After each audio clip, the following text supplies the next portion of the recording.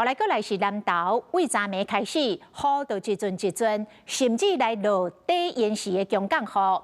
其中南投市的东山路有一间驾驶训练班的附近，地势比市区较低，加上边仔的马路溪中大水，这大水透无路，愈淹愈悬，有10外台车来泡水，车主透早要去刷车，已经袂赴路。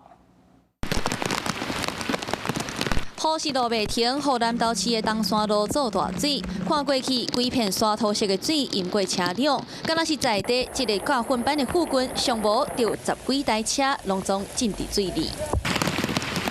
换一个角度看，为正边到倒边，红色甲银色的轿车，佮有细只客车，车链拢予水淹到无看的。啊，若较远的客运，水嘛淹到1/3悬，甚至有的车予树瓜粪扫包围，场面是真惊人，嘛，予这的车主真烦恼。早上来不及骑车，从窗外望出去，其实水位已经蛮高的了。对，然后走过来已经来不及了。小朋友刚出生，所以还要看一下车主的状况，赶快把它修好。我去上班啊，有的是要开来不及开走。附近除了驾训班，嘛有人会停车伫咧空地啊，不过淹水淹这型是拢总害气。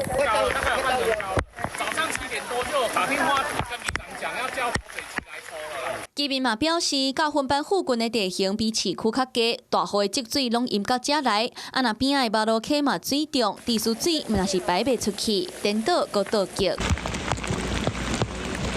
还有车主无奈表示，车损是真歹估价，因为水毋但是淹到脸仔，影响到引擎，车内底水嘛拢较悬以下，还有干仔、粪扫加垃圾水。虽然今仔日早起已经启动抽水机来排水，嘛因为雨水有较减嘛，有豆豆来排水。不过车主原来嘛烦恼讲，雨若继续落，这个水灾原来是真歹解。